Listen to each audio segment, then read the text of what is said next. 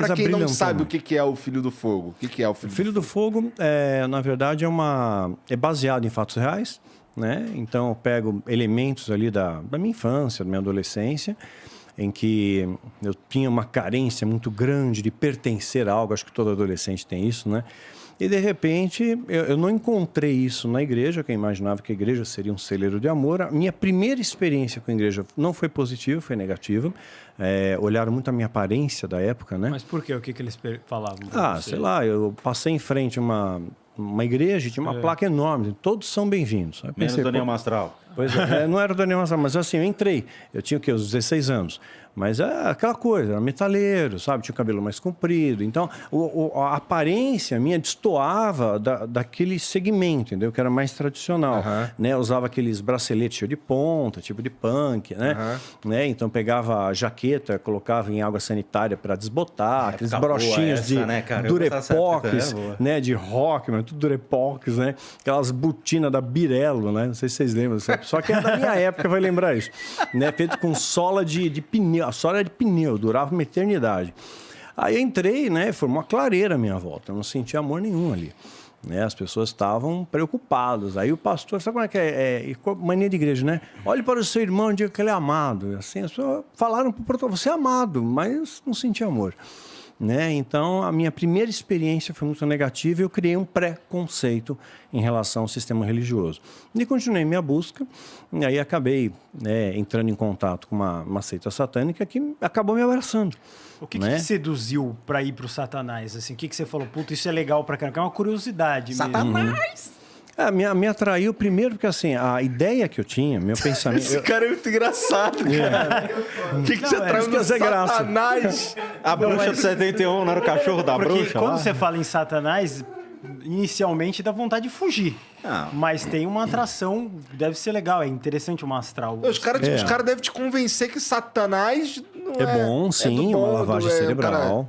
Te ajuda e tal. Né? Na verdade, eu entendi a minha compreensão, né, 16 anos de idade, né? Mas eu gostava muito de ler, estava sempre em biblioteca, né? E meu entendimento era que o oculto era nada mais alguma coisa que eu ainda desconhecia. Então, estudar o ocultismo e abrir algumas comportas para eu entender melhor coisas que eu ainda não compreendo. Então, o ser humano tem isso, ele demoniza tudo aquilo que ele desconhece. Né? Então, ele demoniza. Eu não sei o que é, então é do capeta. Exatamente. Né? Então, quer dizer, tudo é demônio. Doença é demônio, tudo é demônio. Né? Qualquer coisa, fenômenos naturais, né? E as pessoas demonizam. Então, eu acabei entrando em contato, né? E, na verdade, você não escolhe entrar, né? Você é escolhido. Né? Mas eu entrei em contato, já estava meio que preparando essa situação para mim. É narrado melhor em Filho do Fogo a história. Né? E uma pessoa fez contato comigo, me tratou super bem. Né? Eu passei a participar de um grupo, uma escola que eles chamam de escola de iniciados, né? Que era, na verdade, para você aprender um pouco da doutrina. Né? E a doutrina é muito inteligente, ela é persuasiva, né? E imagina, partindo do pressuposto, né? Pautando na Bíblia, ancorando na Bíblia, Satanás ele enganou a terça parte dos anjos, né? Seres inteligentíssimos, né? Muito superiores a nós, estão no céu, que não tinha treta, não tinha nada. Quer dizer, então, imagina o que não faz com a gente. Né? Então, eu fiquei fascinado com aquilo, além do que a unidade deles, né? Eles eram muito unidos, eram muito amigos, um ajudava o outro de verdade, era um grupo unido. Né? Então, aquilo ali me chamou bastante atenção. Então, depois de um período dessa escola de iniciados, a sua mente fica cauterizada realmente, você acaba acreditando que o diabo é bom. Na verdade, ele foi uma grande vítima, né, da situação.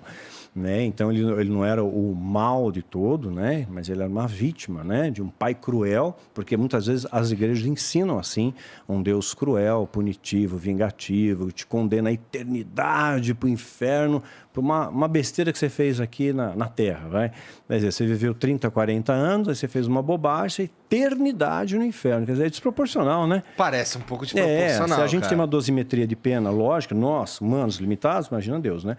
Mas aí foi erro de tradução, tá? Quando traduziu para o grego, para o latim, a palavra eterno, né, do grego, na verdade, não queria dizer eterno, quer dizer tempo indeterminado. E aí foi traduzido para eterno.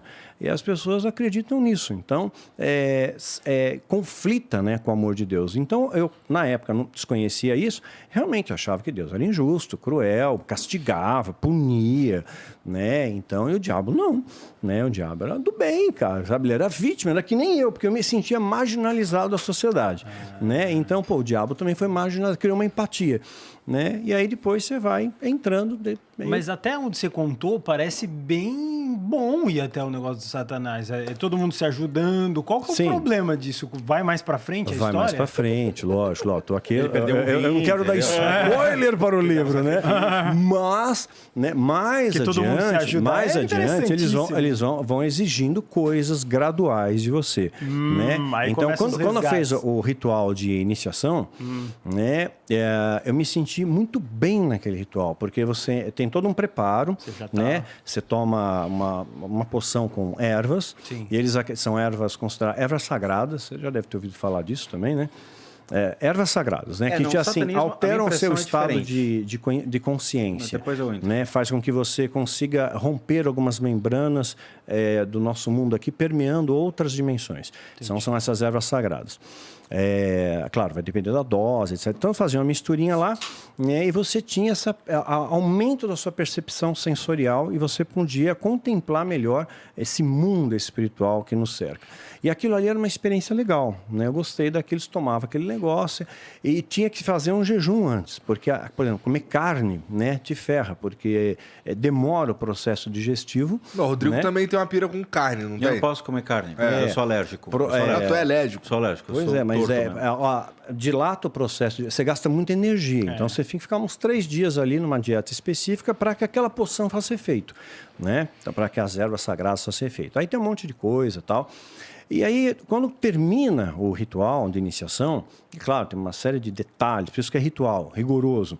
Quando termina, está todo mundo encapuzado, né? Todo mundo vestindo uma túnica com um capuz. Você não vê o rosto, tipo de olhos bem fechados. Nossa, né? Uma sombra, assim. E de repente, quando terminei, sabe, eu virei para o público que estava ali e todos tiraram o capuz e me aplaudiram.